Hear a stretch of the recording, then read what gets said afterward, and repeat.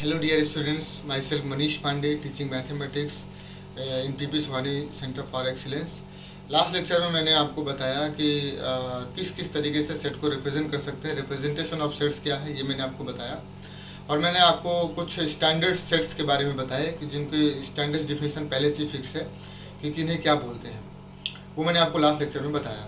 अभी मैं आपको बताने वाला हूँ डिफरेंट काइंड्स ऑफ सेट्स कि किस किस तरीके के सेट्स होते हैं, वो मैं आपको इस लेक्चर में बताऊँगा। तो आइए मिलते हैं नेक्स्ट। तो डियर स्टूडेंट्स, तो मैं आपको इस लेक्चर में आपको बताने वाला हूँ जो डिफरेंट टाइप ऑफ सेट्स कि डिफरेंट टाइप्स ऑफ सेट्स क्या होते हैं वो आप जरा देखिए।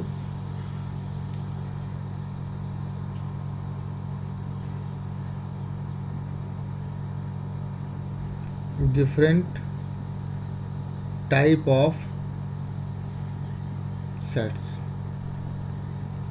सेट्स के क्या क्या टाइप हैं, कौन कौन से टाइप्स हैं सेट्स के, वो मैं आपको इस लेक्चर में बताने वाला हूँ। तो पहला जो सेट है वो है नल सेट। नल सेट इसी को बोलते हैं एम्प्टी सेट।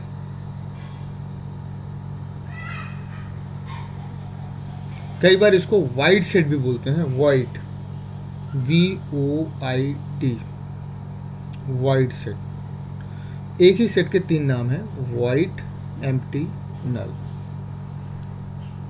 तीनों का एक ही प्रकार है, तीनों को एक ही चीज़ को, मतलब एक ही चीज़ के तीन नाम है। जैसे कोई भी बच्चा है उसका घर का नाम कुछ और होता है, स्कूल का नाम कुछ और होता है। कुछ लोग उसके बाबा दादा प्यार से कुछ और बुलाते हैं, गोलू मोलू, चिंटू पिंटू, है ना। स्कूल के नाम रमेश महेश इस तरीके से होते हैं। उसी तरीके से नल सेट है। नल सेट के घर का नाम एम्प्टी सेट है और प्यार का नाम उसका वाइड सेट है। आप जैसे इसका नामकरण करना चाहें वो कर लीजिए। This is the process of naming only, जैसे भी नेमिंग है। तो नल सेट क्या होता है? A set having no elements. A set having no elements. ये जो चैप्टर है वो थ्योरेटिकल है, तो इसलिए मुझे को यहाँ पर थ्योरी आपको बतानी पड़ रही है और थ्योरी लिखनी पड़ रही है। अदरवाइज़ मैं बहुत ज़्यादा थ्योरी लिखाता नहीं हूँ। मेरी जो पढ़ाने का तरीका है वो आपने पिछले लेक्चर्स में देखा होगा, मैं बहुत ज़्यादा थ्योरी नहीं लिखाता, पर ये चैप्टर ही पूरा थ्योरेटिकल है। लेकिन ये आपको समझ आ जाएगा क्योंकि बहुत आसान भी है, very easy chapter. A set having no elements is called null set, is called null set. Null set बोलिए, एम्प्टी सेट बोलिए या फिर वाइड सेट बोलिए। It is denoted by phi बोलते हैं इसको, फाई, PHI, फाई, और कर्ली ब्रैकेट या कर्ली ब्रैकेट लिख दीजिए। मतलब मैं कोई सेट लिखूं A, उसको लिख दूं इस तरीके से, लिख दूं कर्ली ब्रैकेट, या कोई सेट लिखूं B, इसको लिख दूं फाई। तो ये दोनों ही मेरे को रिप्रेजेंट कर रहे हैं एम्प्टी सेट को। फाई का मतलब कुछ भी नहीं, फाई का मतलब कुछ भी नहीं। एम्प्टी सेट आपको दिख ही रहा है कि ऐसा सेट है जिसके अंदर कोई भी एलिमेंट नहीं लिखा हुआ है, तो इसे बोलेंगे empty set. Empty set denote करने के दो तरीके हैं, या तो आप फाई से डिनोट कर दीजिए या तो इससे डिनोट कर दीजिए। देखिए थोड़ा सा ज़्यादा आगे हम पढ़ लेंगे ना, तो कई बार हम लोग इस तरीके से बोलेंगे, जैसे ए मान लीजिए लिख दिया, आप बोलेंगे कि फाई का मतलब तो कुछ भी नहीं है, तो फाई को यहाँ पर चलो लिख देते हैं क्योंकि कुछ भी नहीं लिखा हुआ है, तो it is not a null set. ये नल सेट नहीं है। इसे बोलेंगे सिंगलटन सेट, जिसको मैं आगे अभी बताऊंगा। इसका मतलब है कि एक एलिमेंट, कर्ली ब्रैकेट के अंदर कुछ भी लिख दिया तो वो एक एलिमेंट काउंट होगा। इसका मतलब इसके अंदर एक एलिमेंट आ गया, इसका मतलब एक एलिमेंट इसके अंदर आ गया। जबकि मैंने क्या बोला है कि नल सेट वो है जिसके अंदर एक भी एलिमेंट ना हो, एक भी एलिमेंट ना हो। फाई यदि सिंपल लिखा हुआ है, कर्ली ब्रैकेट के अंदर नहीं लिखा हुआ है, तो इसका मतलब है नल सेट, कुछ भी नहीं है इसका मतलब। लेकिन इसको आपने कर्ली ब्रैकेट के अंदर कर दिया तो नॉट अ नल सेट। मान लीजिए आपने, कई बार आपको ऐसा लगेगा कि मान लीजिए आपने क्या किया कि जीरो का मतलब तो कुछ नहीं होता, आपने जीरो अंदर लिख दिया, तो it is not a null set. तो ये बहुत ध्यान में रखना है कि चाहे वो जीरो हो, चाहे वो फाइव हो, कुछ भी हो, कर्ली ब्रैकेट के अंदर यदि आपने कुछ भी लिख दिया तो वो एम्प्टी सेट नहीं कहलाएगा। Curly bracket should be blank, blank होना चाहिए, उसके अंदर कुछ भी नहीं होना चाहिए, एम्प्टी होना चाहिए। Curly bracket open, curly bracket close, बीच में कुछ भी नहीं। तो इसे बोलेंगे अपन क्या, नल सेट या एम्प्टी सेट बोलेंगे या वाइड सेट बोलेंगे। या फिर आप बहुत आपका मन है तो आप 5 से डिनोट कर दीजिए।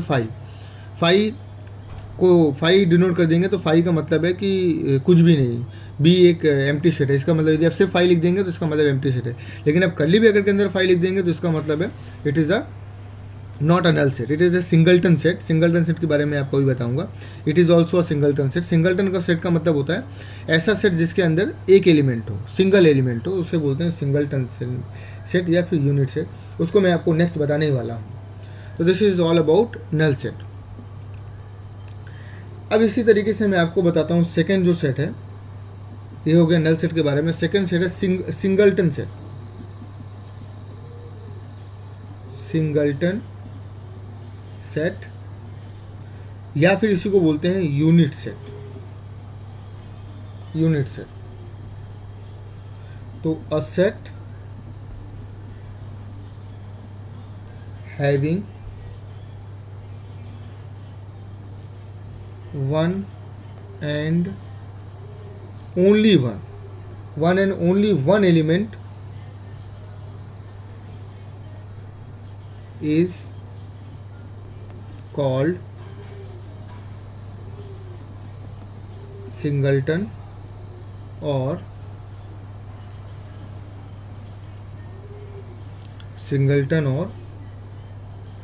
Unit set. इसको डिनोट करने का तरीका मैंने आपको बताया कि कोई भी कर्ली ब्रैकेट है उसके अंदर कोई एक एलिमेंट यदि लिख दिया है, एक एलिमेंट लिखा हुआ तो सिंगलटन सेट कहलाएगा। आप इसको मैंने आपको बताया था, आप इस तरीके से 5 यदि लिखते हैं तो ये एक एलिमेंट कहलाएगा, तो ये भी एक सिंगलटन सेट है। आप यहाँ पर 0 लिख देंगे तो ये भी एक सिंगलटन सेट है। कुछ भी एक एलिमेंट लिख दीजिए, आप कोई मान लीजिए 1 लिख देते हैं तो 1, ये एक सिंगलटन सेट के एग्जाम्पल्स हैं। तो ये आपको समझ आ गया होगा। इसी को यदि मैं सेट बिल्डर फॉर्म में लिखना चाहूँ तो सेट बिल्डर फॉर्म में मैं इस तरीके से लिख सकता हूँ। मान लीजिए कोई ए है, for all x such that x - 3 = 4। तो आपको पता है एक्स की सिर्फ एक ही वैल्यू होगी जिसमें से 3 माइनस करेंगे तो 4 आएगा, दैट इज 7। तो इसका मतलब है कि ए को मैंने क्या लिखा है, 7 लिखा हुआ है। तो इस तरीके से भी सिंगलटन सेट को दिखा सकते हैं, क्योंकि एक्स की एक यूनिक वैल्यू होगी, एक्स की एक ही वैल्यू ऐसी होगी जिसमें से 3 माइनस करेंगे तो 4 आएगा। तो इस तरीके से भी इसको डिनोट कर सकते हैं। या इसी का मतलब है A = curly bracket two 7, curly bracket के अंदर 7, क्योंकि 7 में से 3 जाएगा तो ही 4 आएगा। तो दिस इज व्हाट कि सिंगलटन सेट किसे बोलते हैं। सिंगलटन सेट की डेफिनेशन क्या है वो मैंने आपको बताई। सिंगलटन सेट के 2 नाम हैं, सिंगलटन सेट को यूनिट सेट भी बोलते हैं। तो ये आप दिमाग में रखेंगे, ये आपको समझ आ गया होगा मेरे हिसाब से। इसके बाद आपको मैं बताता हूँ नेक्स्ट जो सेट है वो है finite set. Finite set and infinite set, मैं एक साथ दोनों को बता देता हूँ। Finite set and infinite set. Next जो सेट है फाइनाइट सेट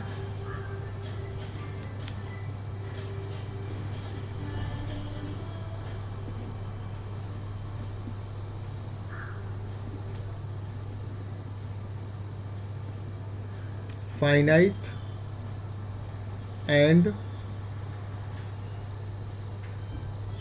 इनफाइनाइट सेट। ये दो अलग अलग हैं, दोनों अलग अलग हैं, तो दोनों को कंबाइन करने की ज़रूरत नहीं है।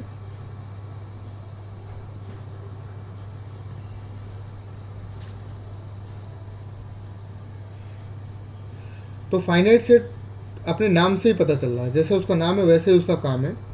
तो ऐसा सेट जिसके एलिमेंट्स आप काउंट कर सकते हो, काउंटेबल एलिमेंट्स हों, a set which has countable elements. या आप ऐसे बोल दीजिए a set which the process of counting of elements comes to an end is called finite set. मतलब आप जब काउंट करें तो उसका कुछ एंड दिया हुआ हो, तो उसे बोलेंगे फाइनाइट सेट। तो finite set which is countable, जो काउंटेबल हो। मैं सिंपल डेफिनेशन बताऊंगा, आपको ज़्यादा टफ नहीं लिखूंगा। A collection of elements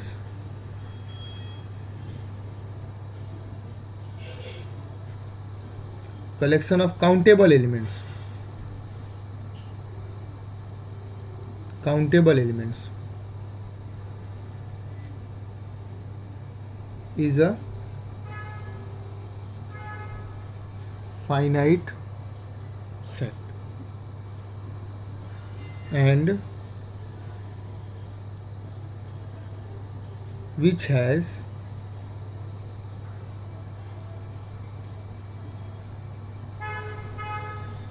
uncountable elements.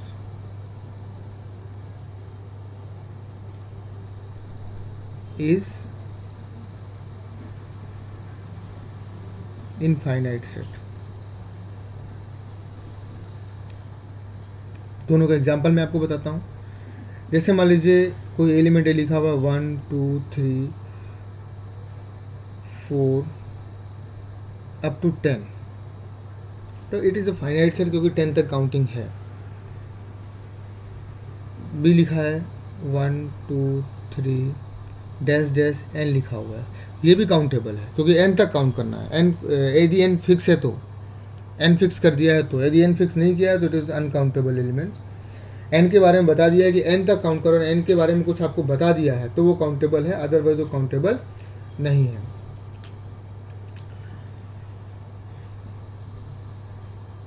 जैसे मान लीजिए अनकाउंटेबल के बारे में मैं आपको बताऊं, तो जैसे मान लीजिए एक एलिमेंट है 1 2 3 और डैश डैश डैश लिख दिया जाए, तो ये इट इज़ इनफाइनाइट सेट. क्यों? क्योंकि इसके बारे में पता नहीं है कि कहाँ पर ये एंड होगा.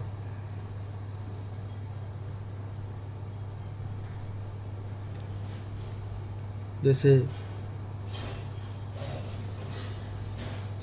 x belongs to x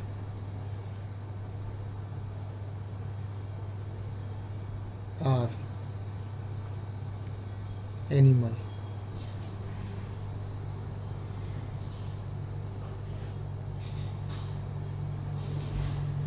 X are animal.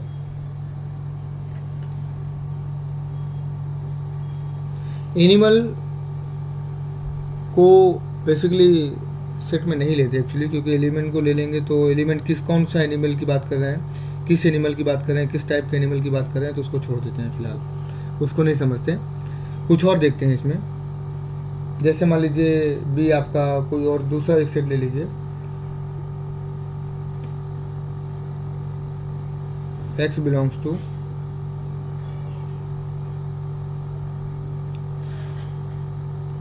x is xr points in a plane. किसी प्लेन में बहुत सारे पॉइंट्स ऐसे अपन खींचते हैं, तो पॉइंट्स इन अ प्लेन दिखना हो तो इनफाइनाइट पॉइंट्स हो सकते हैं किसी एक प्लेन पर इनफाइनाइट पॉइंट्स हो सकते हैं. तो ये आपका इनफाइनाइट सेट्स में जाएगा. जैसे ऑल इंटीजर्स भी इनफाइनाइट सेट में जाएगा. अब मैं आपको बोलूँ इनफाइनाइट सेट का एग्जांपल और देता हूँ. For all x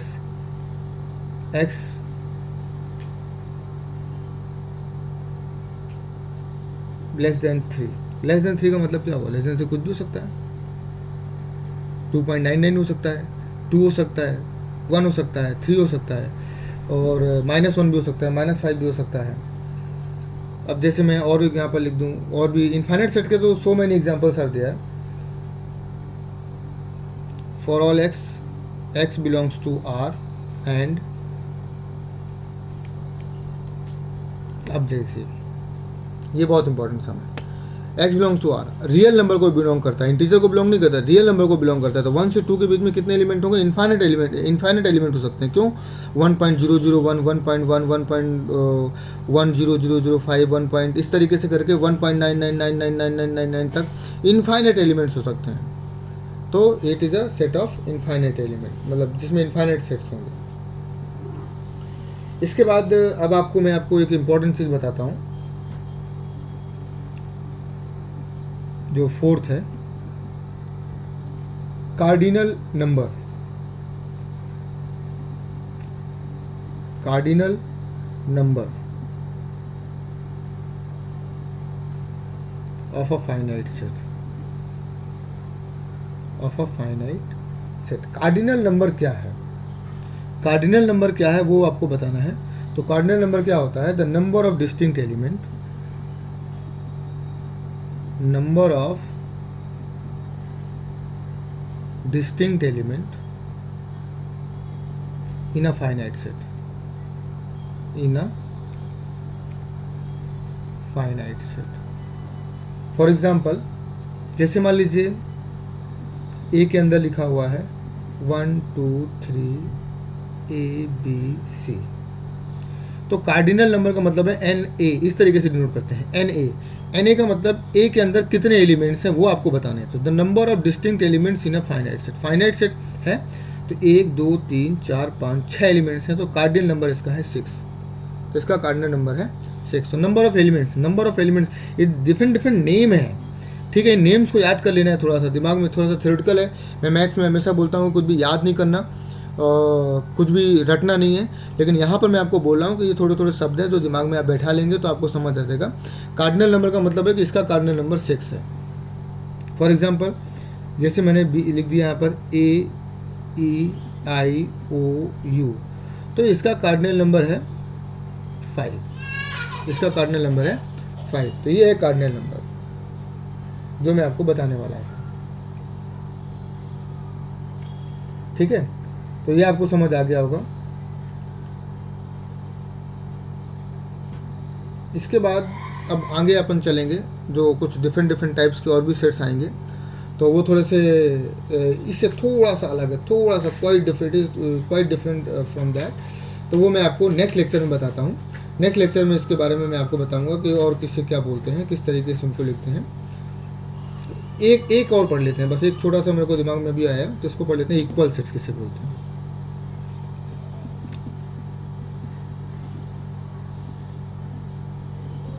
equal set किसे बोलते हैं?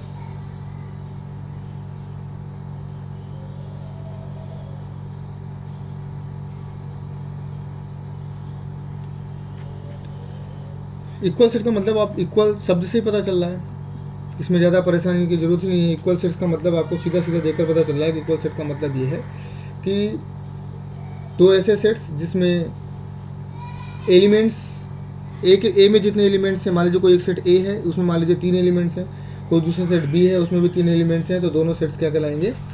इक्वल सेट्स कहलाएंगे. तो आप बेसिकली क्या होगा,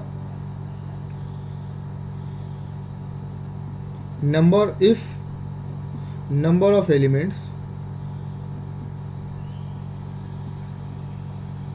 in two sets are equal, then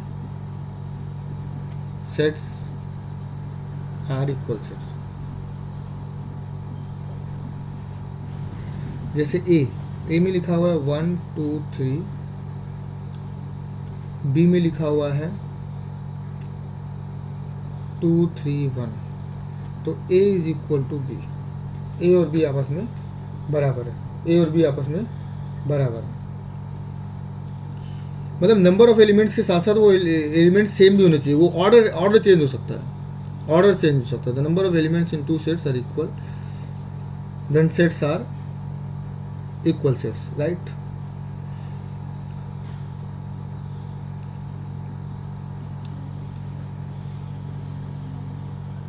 sorry, ये आपको शायद दिखा नहीं होगा, मैं आपको बता देता हूँ फिर से. The number of elements in two sets are equal, then sets are equal. The number of elements 1 2 3, 3 element होने चाहिए और वो एलिमेंट भी सेम टू सेम होने चाहिए. जैसे यहाँ पे लिखा 1 2 3 2 3 1, सिर्फ ऑर्डर डिफरेंट है, लेकिन नंबर ऑफ एलिमेंट्स 3 है, इसमें भी 3 है, और 1 इसमें है, 1 इसमें है, 2 इसमें, 2 इसमें, 3 इसमें, 3 इसमें. जैसे मान लीजिए ABC, तो B मैं लिख देता हूँ CAB. तो ये दोनों इक्वल सेट्स हैं और इनको डिनोट करने का तरीका है कि A is equal to B. तो two sets are equal sets if each and every elements of both element are same and number of elements should also be same. तो this are the equal set. इसी में आता है equivalent set में number of element यदि same है तो उसे इक्विवेलेंट सेट बोलेंगे. उसमें फिर each element should not be same, मतलब जैसे मान लीजिए मैं आपको बता देता हूँ इक्विवेलेंट सेट क्या होता है.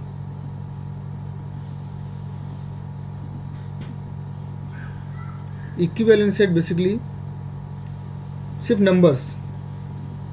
नंबर्स ऑफ एलिमेंट्स, इसमें नंबर ऑफ एलिमेंट के साथ साथ वो एलिमेंट भी सेम होने चाहिए. Number of elements in two sets are equal, then sets are equal set, then sets of equal sets, and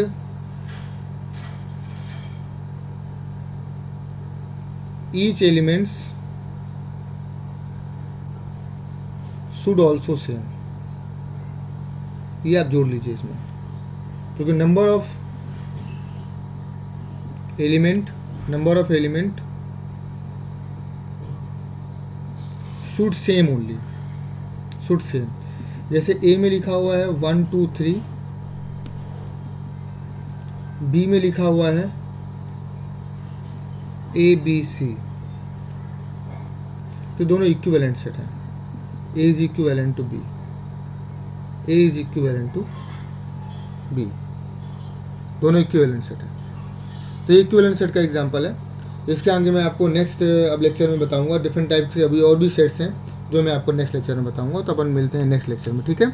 इस लेक्चर का आपको इतना समझ आ गया होगा, आई होप.